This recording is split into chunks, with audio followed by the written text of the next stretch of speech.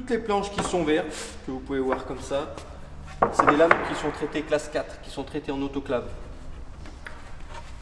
Ces lames-là, elles sont très humides, étant donné qu'elles sont passées dans un bain. Si elles ont été emballées dans un endroit hermétique, comme ça peut être le cas notamment sur l'autre colis, vous pouvez avoir des traces très importantes d'humidité sur les planches. Donc ce qu'il faut faire, chose simple, ça peut faire une couche de salpêtre, d'humidité, de champignons.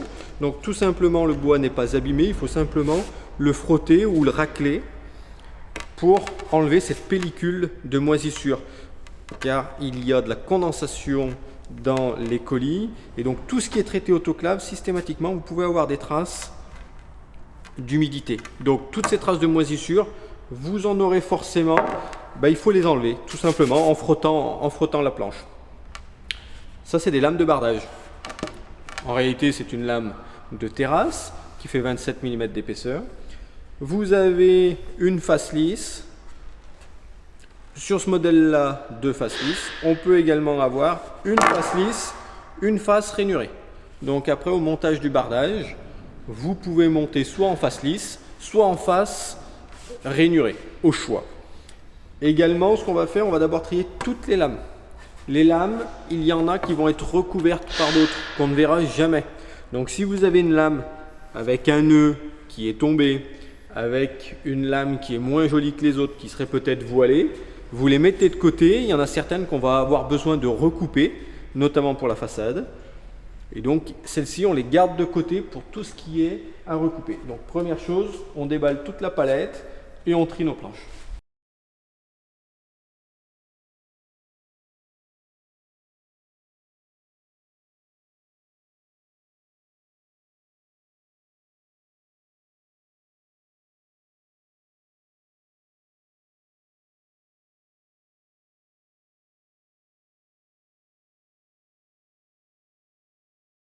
Il y a deux épaisseurs de panneaux.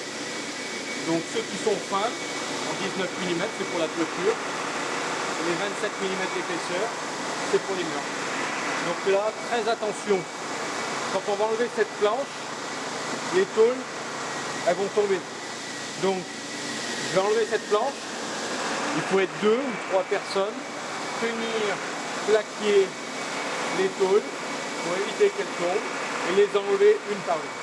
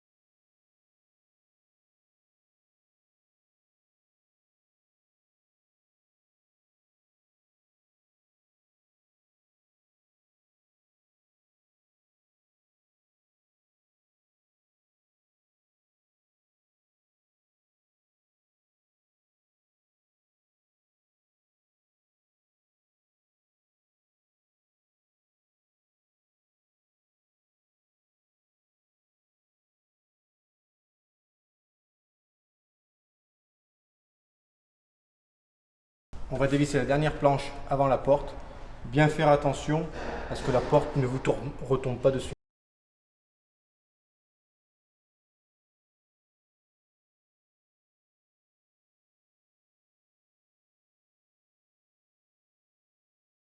Voilà. On choisit la face du panneau qu'on veut. Il y a toujours une face qui est plus jolie que l'autre.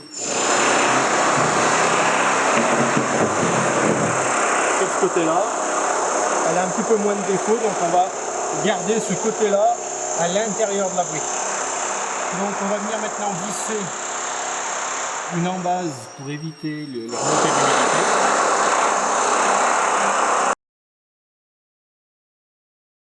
La face la plus jolie, donc je vais la mettre à l'intérieur. S'il y a des traces de noir, de résine, dans le transport, il peut y avoir des traces noires. À la fin du chalet, on peut poncer pour supprimer les traces. Donc là, je vais visser une lame en PVC sous le bois. Elles sont déjà à la dimension. Elle est plus large que la brique. Donc je la fais dépasser sur le côté extérieur.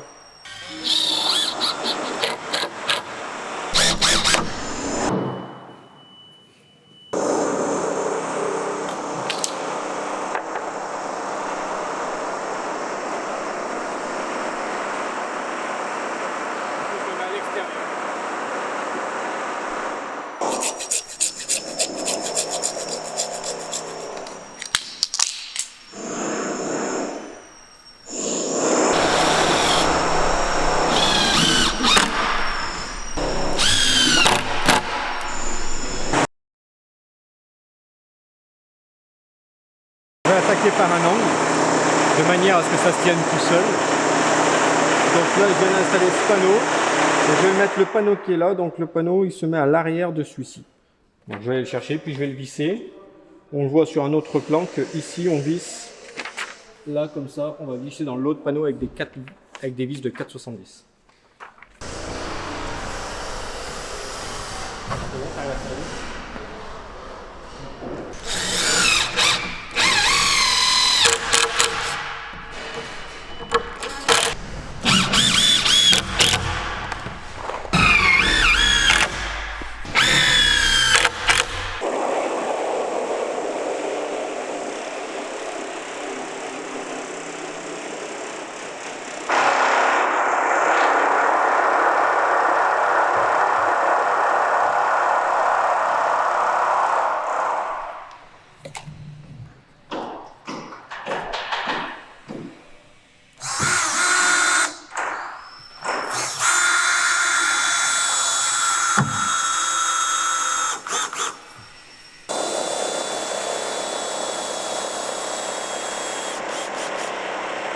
On va visser un bois provisoire pour tenir notre deuxième panneau en partie haute.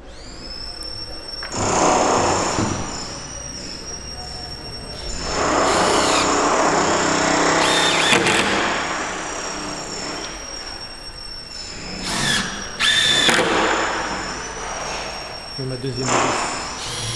Je vais recevoir le panneau.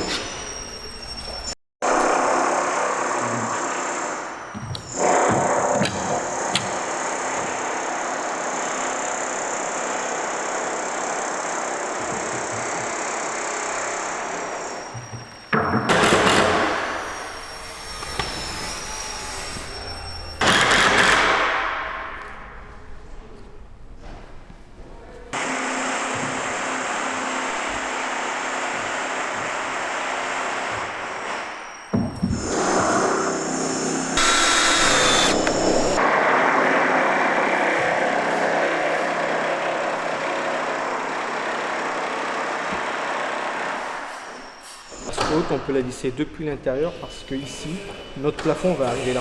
Donc les vis seront cachées.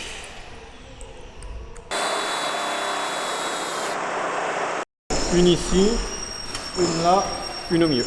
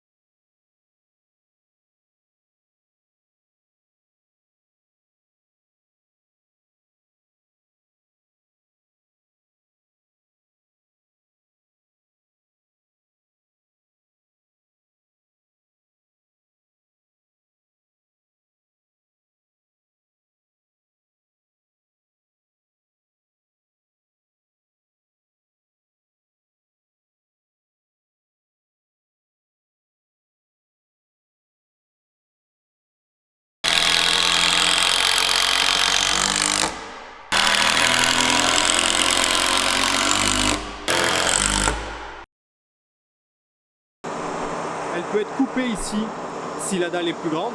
Sinon, idéalement, c'est bien que la dalle arrive pile en rang. C'est pour éviter que l'eau de l'extérieur passe sous le seuil et rentre à l'intérieur.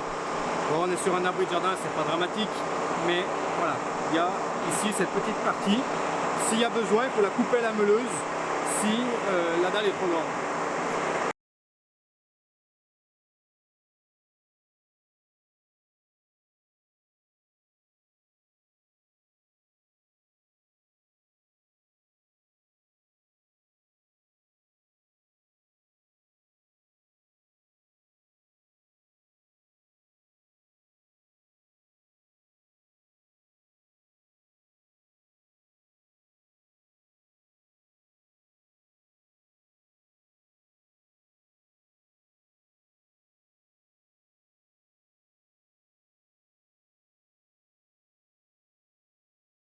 Donc là, on va visser une traverse au-dessus de la porte. Je prends une lame qui n'est pas très esthétique. Par exemple, celle-ci, bon, j'aurais pu la mettre à l'envers, mais je prends les moins jolies pour cet endroit car elles vont plus être visibles.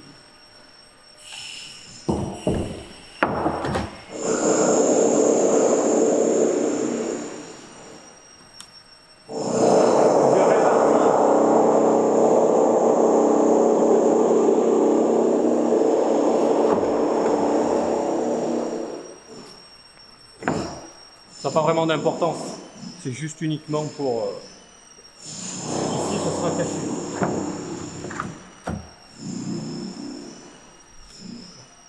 Voilà. On va prendre la cote maintenant ici, et on va couper une planche, encore une fois dans des planches qui sont un petit peu moins jolies.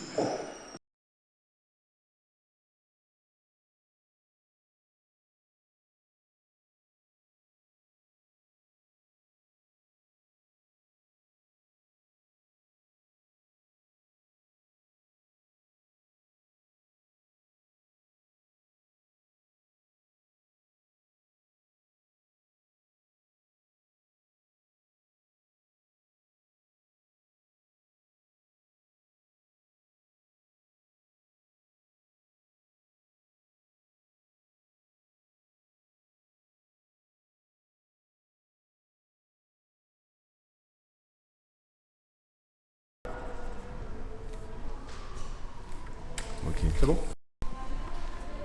Un habilitement, oui, là-bas.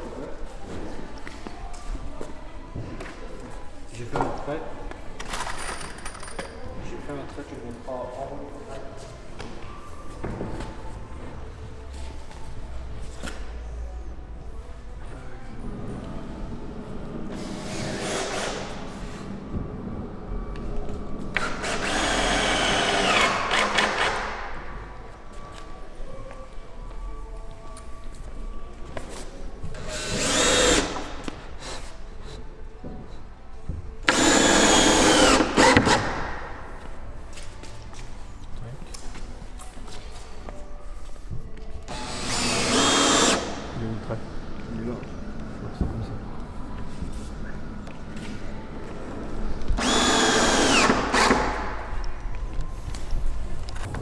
Pour mieux que le bois plaque sur nos chevrons, on peut mettre quelques vis intérieures. L'inconvénient, c'est qu'on voit les têtes de vis.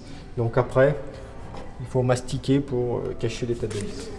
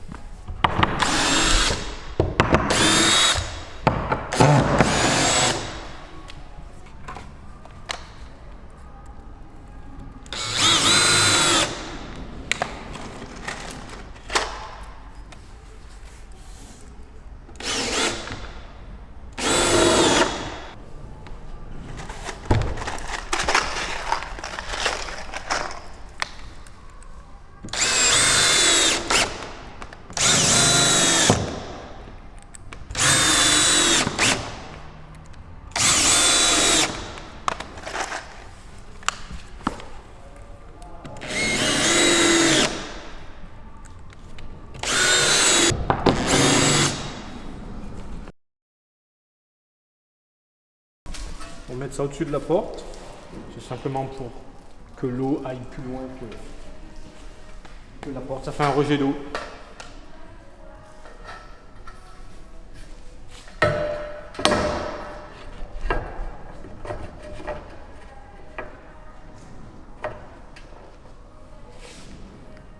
On le centre sur la porte de chaque côté.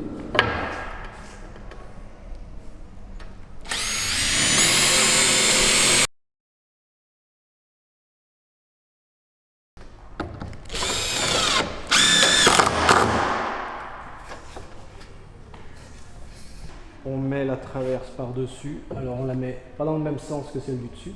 Et on vient visser.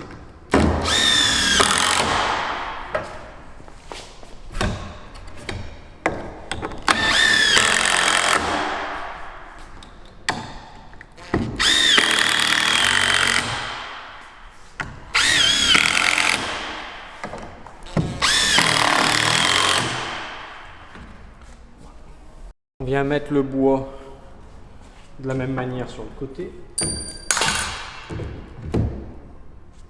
Et on vient embuter en partie haute et embuter à ras la menuiserie.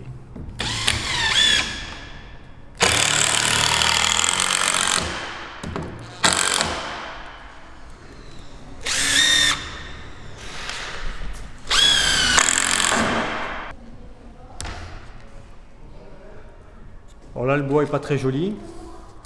Je vais le tourner.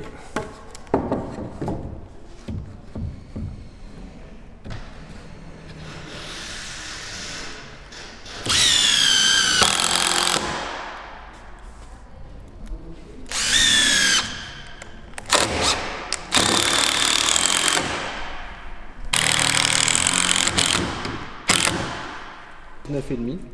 Donc pareil, il y a des bois qui font la même longueur que ceux-ci sont à découper sur place. Donc tout ce qui est en façade est à ajuster sur place.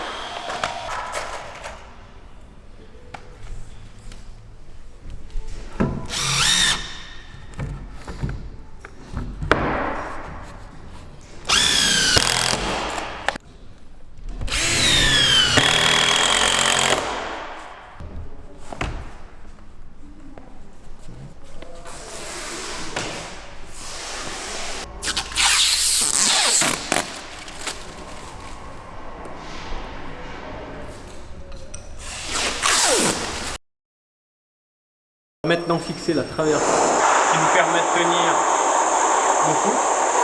Donc c'est celle-ci. Je vais faire un trait de chaque côté. Sur la notice c'est écrit 3 cm à l'avant, 7 cm à l'arrière. Une fois qu'on a mis le toit. Donc là l'épaisseur du toit c'est 2 cm d'épaisseur. Donc là ce qu'on peut faire c'est mettre 5 cm.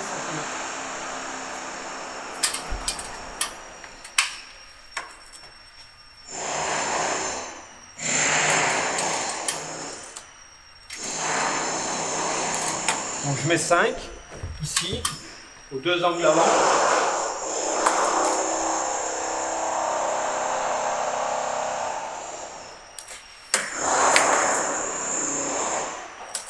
Et à l'arrière, il y a 4 cm de pente, donc 5 et 4.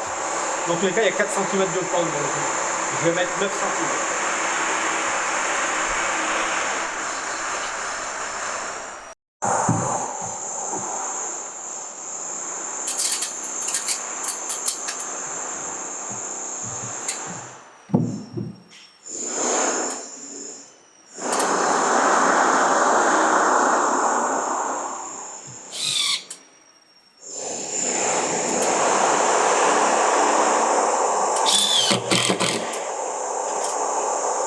Il y a un petit espace ici, je le partage avec l'autre côté.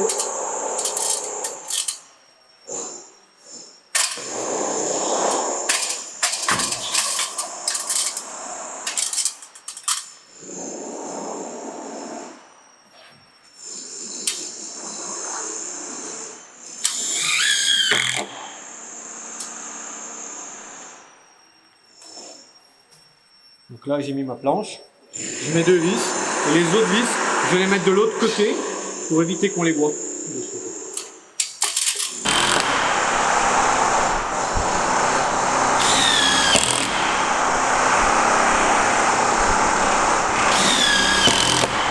C'est ce qui tient toute la toiture, donc il ne faut pas hésiter à mettre des vis.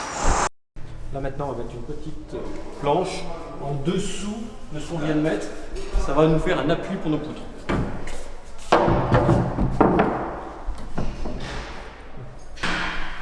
Donc là, maintenant qu'on a ça, ça nous permet de le visser comme ça. On va mesurer, puis on ira mettre également des vis dans l'autre sens pour venir viser là.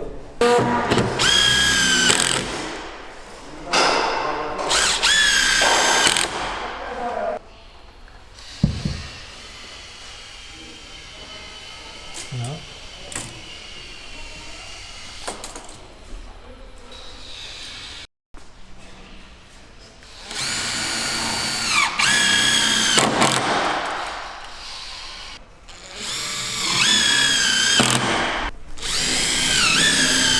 Avant de mettre la toiture, on va contrôler nos diagonales pour que ça soit parfaitement rectangulaire. Les deux diagonales doivent être identiques. Les diagonales doivent être identiques.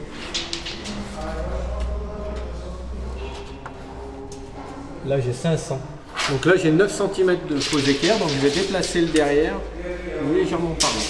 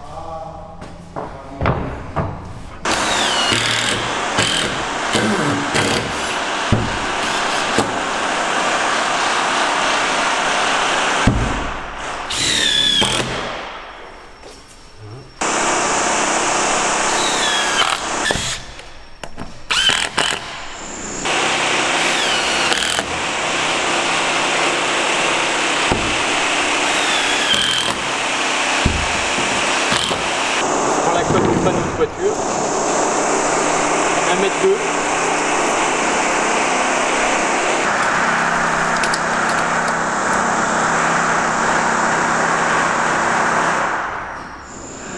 m. C'est là et 51 le milieu.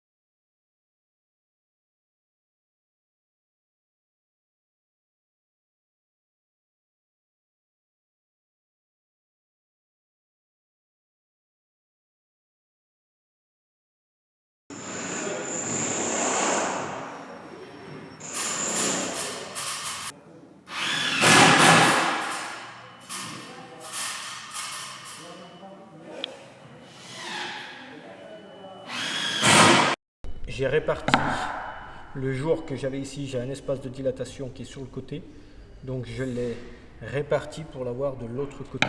Donc j'avais 2 cm, je vais laisser 1 cm et 1 cm là.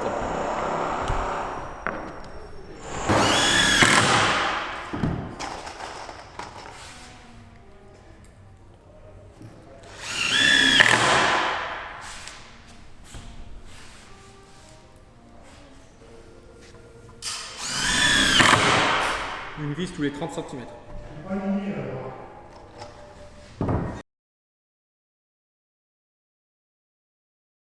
Maintenant qu'on vient de finir de mettre la toiture, la partie bois, on va venir isoler nos murs, mettre le pare-pluie, mettre notre bardage et ensuite on viendra faire l'étanchéité du toit. Pour faire tenir la laine de verre, on va la dérouler.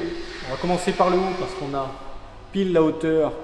On a mis de 1,20 m de la taille de notre laine de verre et on va mettre des vis pour la faire tenir. Et pour le bas, on va être obligé de la couper en hauteur pour avoir pile la cote.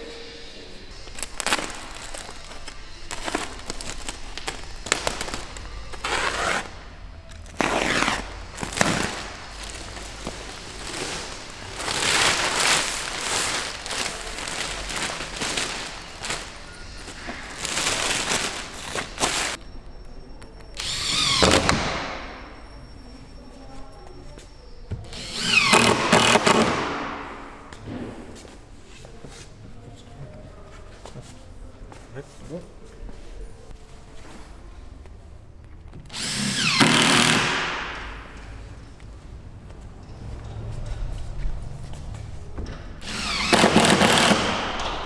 On va couper la laine de verre pour le bois maintenant. Ok.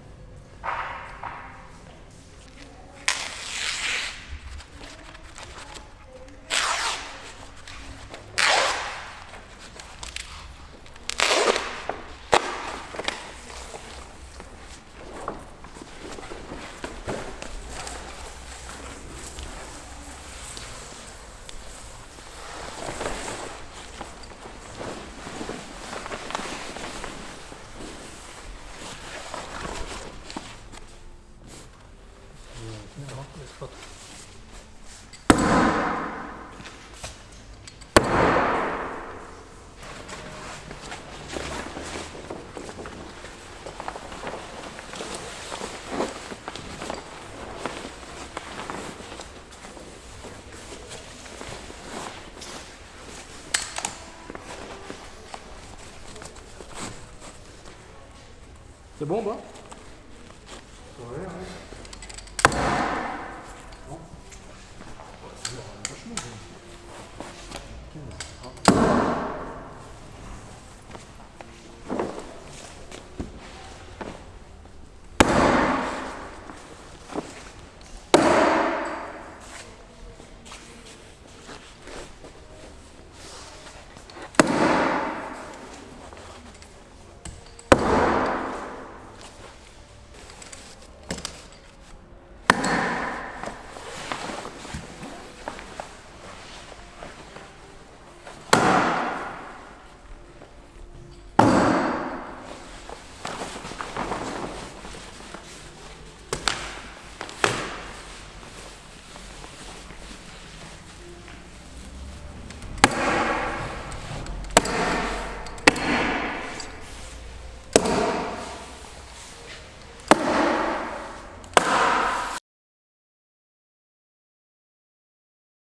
Les plus grandes, l'eau qu'il y a ici pourrait passer sous l'abri.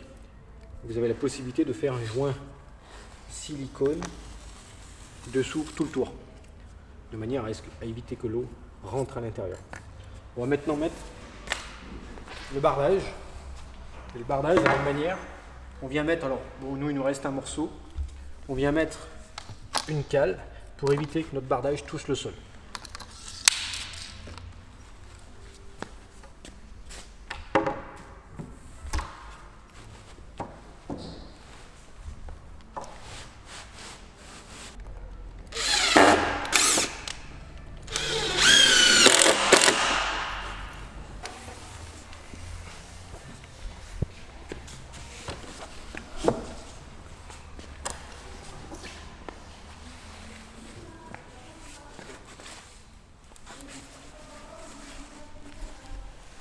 Une fois qu'on a, hop, on vient visser au centre.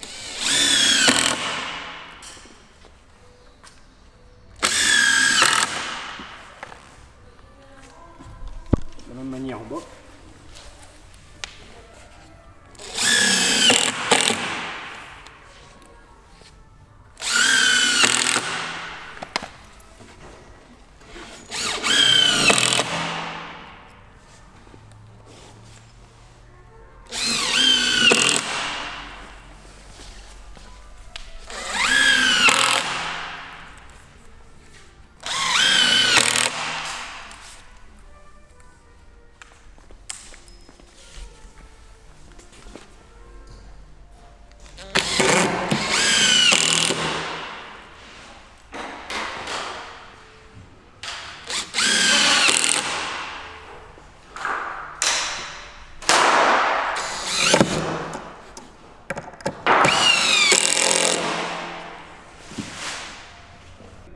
Pour l'espace, je mets une vis. Le bois traité autoclave étant toujours très humide et il va sécher à l'air libre. Il vaut mieux mettre pas un trop gros espace parce que ça va s'écarter.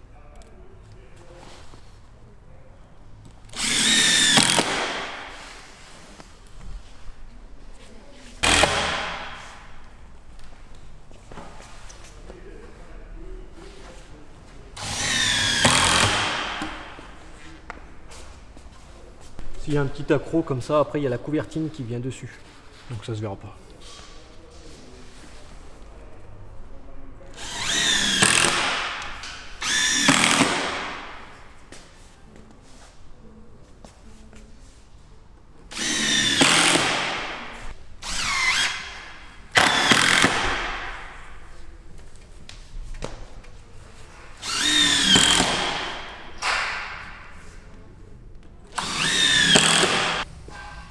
Pour les espaces entremis, vous pouvez laisser 1 mm, 2 mm, sachant que le bois il va sécher. À la fin, vous aurez quasiment 1 cm. Donc si ça touche d'un côté, pas tout à fait de l'autre, c'est pas grave. L'écart à la fin, une fois que ça aura bien séché, il y aura des écarts un peu plus importants et ça se verra plus. Lorsqu'on arrive au niveau de la porte, on va être obligé de recouper une lame ici pour ajuster à la largeur de chaque côté de la porte.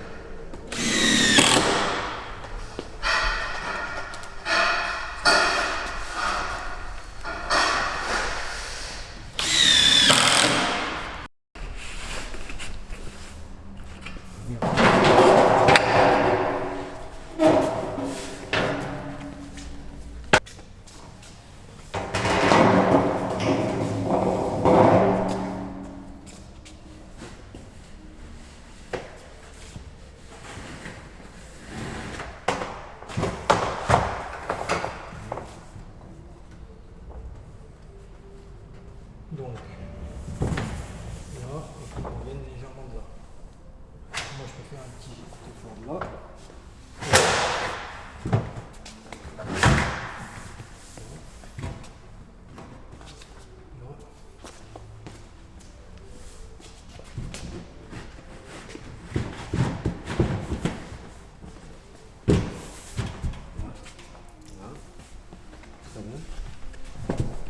Normal.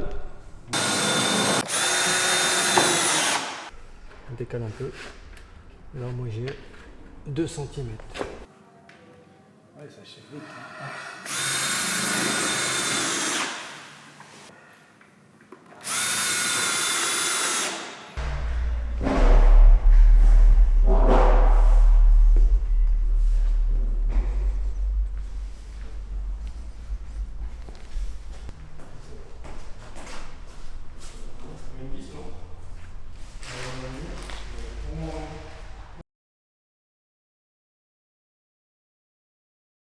Je viens de mettre le PDM sur le toit. On passe un petit coup de balai sur le toit s'il y a un petit peu des cocos, de la poussière, de manière à ce que la colle tienne bien.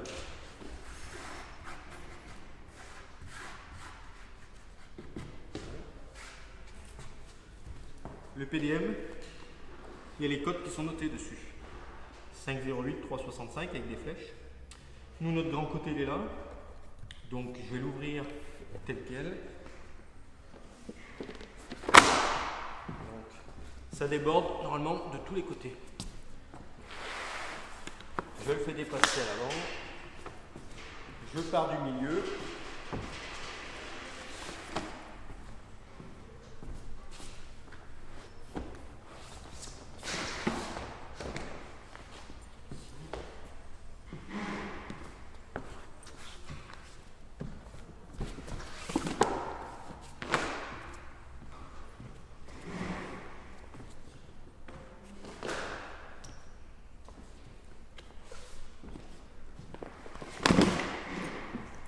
Là, elle est doublée. Je vais donc faire déborder. Ici.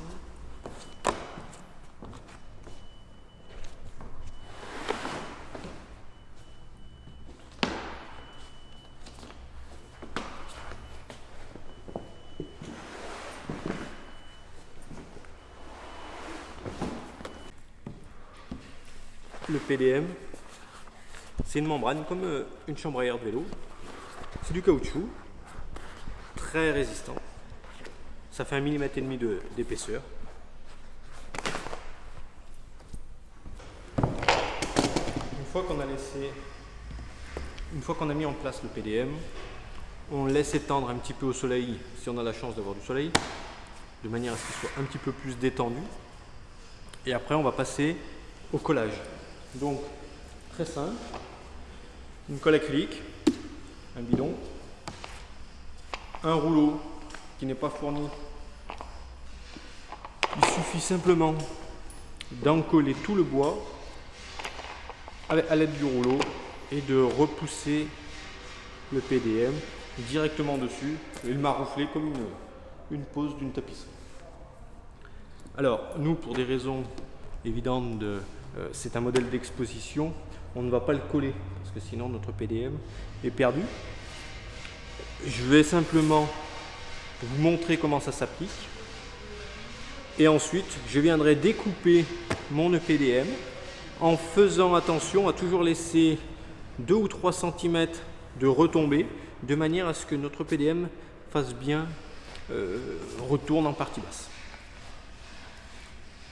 Donc le principe de collage de l'EPDM, c'est très simple. Je vais retourner maintenant mon EPDM quasiment sur la moitié. J'en colle la moitié du mur, du plafond. J'en colle la moitié du plafond. Et ensuite, je viens rabattre mon EPDM. Ensuite, je passe à l'encollage. Donc un rouleau, la colle, j'enroule et j'en mets généreusement partout sur le bois. Attention, dans la première phase, on ne vient pas mettre de colle à moins de 10 cm autour sur le pourtour. Pourquoi? On le fera après. Une fois qu'on aura collé la surface principale, on rabattra les côtés et on viendra faire parfaitement les angles. Donc, on met de la colle partout.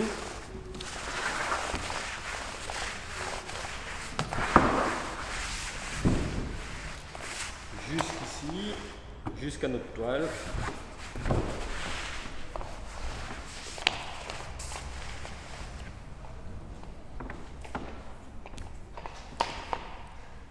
On est sur une surface en bois.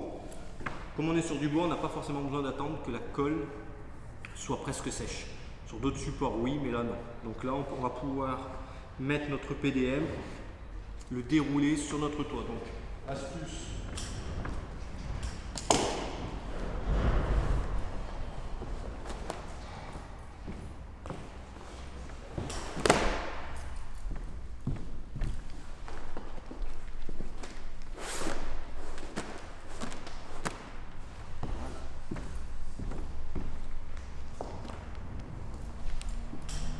Idéalement, il faut le faire à deux. Je me mets là et je pousse la toile en marouflant bien pour éviter toutes les bulles d'air.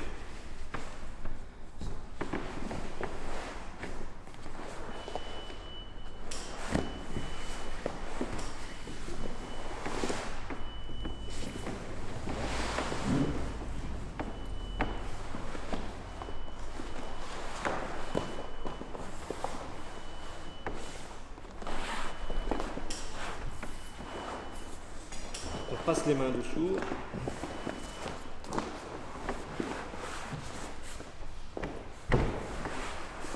On essaye de le faire parallèle.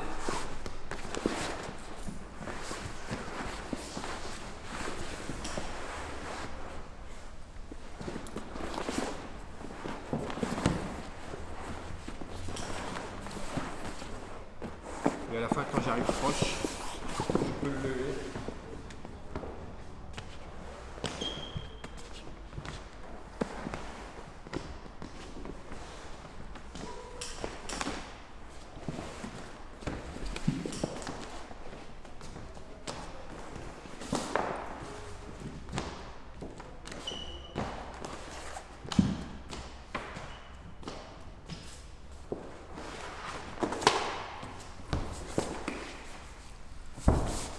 On chasse toutes les bulles d'air.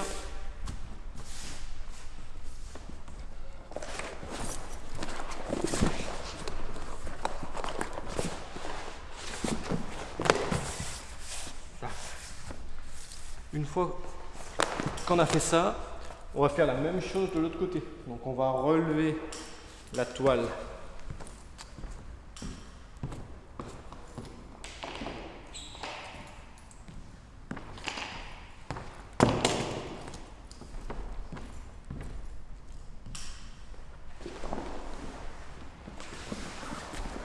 Et on revient jusqu'à là. Maintenant qu'on a encollé tout le PDM, on va encoller les bords et les acrotères. Les acrotères, c'est les relevés ici. Donc je rabats ici. Voilà. J'encolle tout le bois ici, les relevés. Je fais ça sur la périphérie. Ça, je le laisse. Et je vais, de la même manière, venir chercher à aller parfaitement dans les angles. Voilà, de manière à ce que ça plaque bien aux angles. Voilà. Ici, ça va vous faire un petit bourrelet ici. Si on avait un acrotère très haut, on aurait fait une découpe spéciale. Mais ici, on a un acrotère qui fait 7-8 cm, ce n'est pas nécessaire. On fait, nous, simplement, étant donné qu'on a un acrotère qui n'est pas très haut, on fait simplement un pli ici dans l'angle, comme ceci. Sachant qu'après, on a une couvertine métallique qui va venir cacher tout ça. Une fois qu'on a fait le tour de l'abri, on va venir découper notre PDM. Et le PDM, on va le laisser dépasser de 2-3 cm en partie basse. Donc là, je coupe le PDM à 2-3 cm en dessous.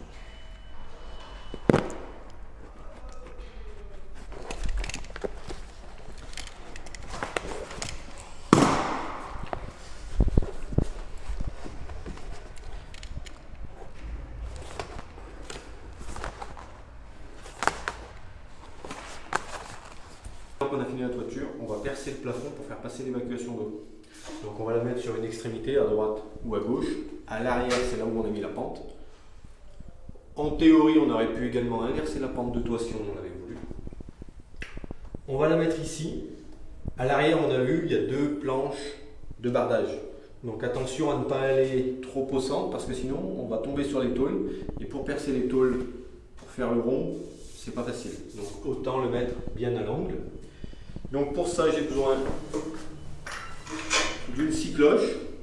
Le diamètre le plus gros qu'on va passer, alors en partie haute, c'est celui-ci, on est sur 75 mm. Et en partie basse, on va faire passer un coude dans le mur. Et là, on est en diamètre 80. Mais avec l'épaulement, on a un petit peu plus, on a 85 mm. J'ai une scie cloche qui fait 86 mm. Donc on va percer à 86. Vous pouvez en trouver dans le commerce assez facilement. On va percer donc à l'angle le plus possible contre l'angle. Attention toutefois, ici on a ce bois qui peut nous gêner et il y a celui-ci. Il ne faut pas qu'on perce trop ici parce qu'on a les raccords de tuyaux, les colliers à venir visser contre le mur. Donc il faut qu'on perce à ras cette traverse. Donc on va être à ras cette traverse, à ras cette traverse. Donc maintenant je vais mesurer pour faire le centre ici. Je mesure 86 mm, donc je me mets à 43 mm de cette planche ici. Et là je me décale par rapport à ici, je me décale de 43 mm. Donc sachant que là j'ai 33 mm plus 43, ça fait 65. Donc je suis ici. Et donc je vais venir percer maintenant ici. Alors c'est plus facile de le percer par dessous que par dessus pour tomber pile au bon endroit.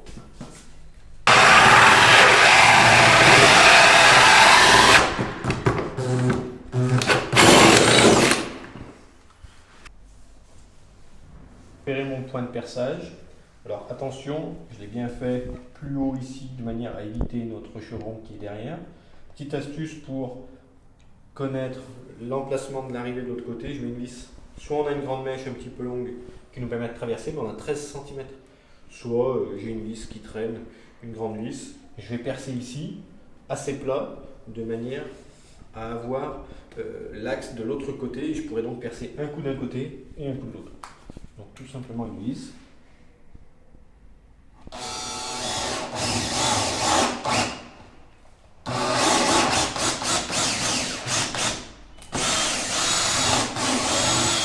Et là je mets 2 axes.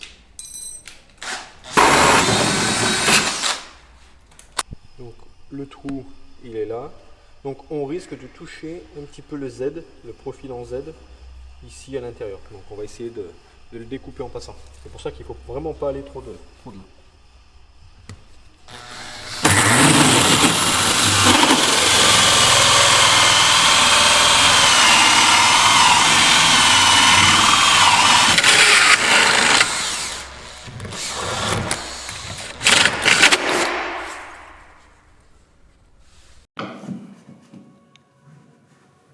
Comme ça.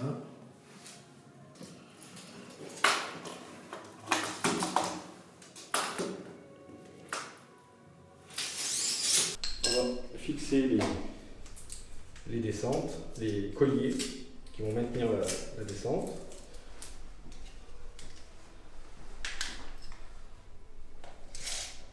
Notre axe, c'était 10,3 cm qu'on avait tracé tout à l'heure. On va en mettre 2.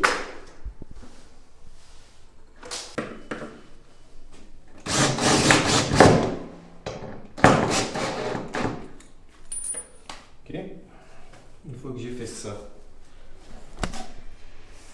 je vais coller ma descente ici. Donc,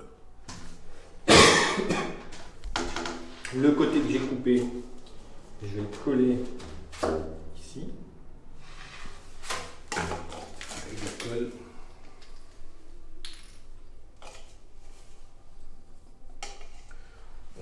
On ponce légèrement avec du papier déviré.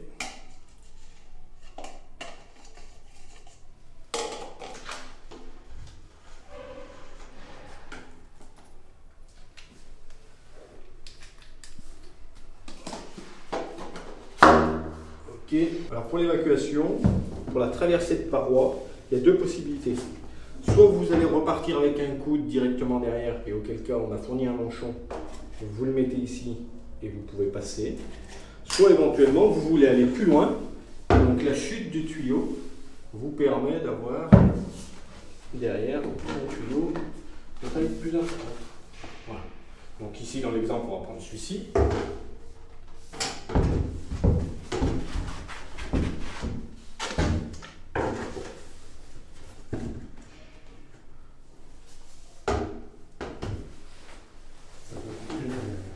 Oh, c'est bon.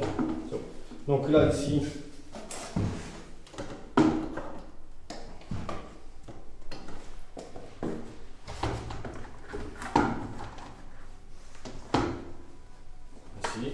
je remets mes colliers.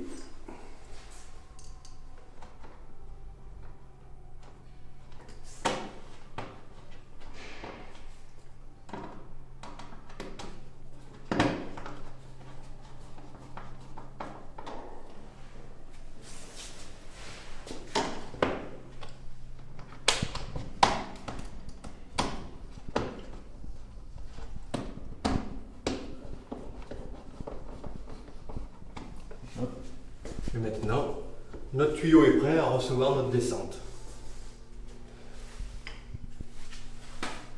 Maintenant, on va percer pour faire passer la descente. Donc là, normalement, vous avez bien collé. C'est au niveau des angles, c'est censé être comme ça. Nous, on n'a pas collé pour la vidéo.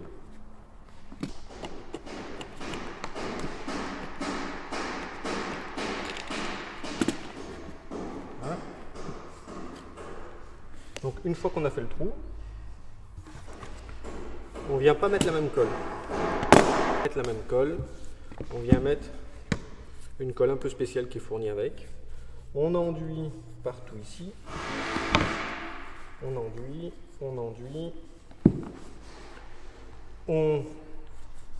Avec un pinceau, on vient bien étaler toute la colle sur l'équivalent de la surface de ça. On fait un double encollage, donc on encolle également la bavette qui est sur notre tuyau. On étale bien la colle avec un pinceau. On retourne, on emboîte. Et on marouche pour chasser toutes les bulles d'air. C'est une colle assez rapide, donc il faut bien le mettre droit. Et on marouche partout, comme ceci. Et là, c'est parfaitement étanche et c'est collé. Maintenant, on va mettre les cornières. Donc, assez simple. J'ai mon EPDM qui dépasse de 2-3 cm, donc je vais le rabattre comme ça. J'ai mes cornières. Donc, il faut faire attention au niveau des longueurs. Il y a deux tailles. Donc, en fonction de la position où vous les mettez, ça peut vous donner une petite différence. Je mets un débord ici, en principe de 10 mm tout le tour, et donc également là.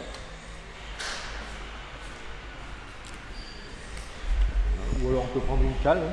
Si vous voulez pour moins vous embêter, vous prenez une cale, vous le mettez comme ça.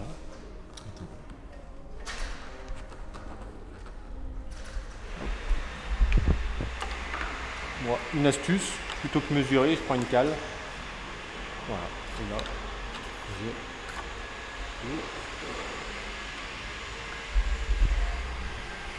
et je visse par-dessus.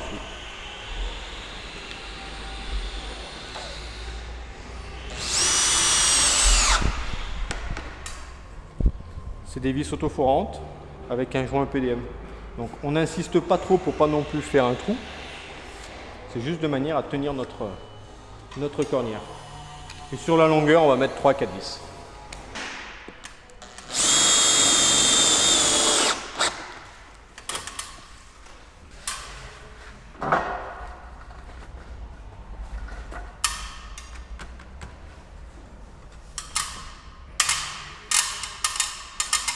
Là, je la mets à ras, l'autre. Pour une question d'esthétique, je la fais passer dessous. Ça évite qu'ici on voit le raccord.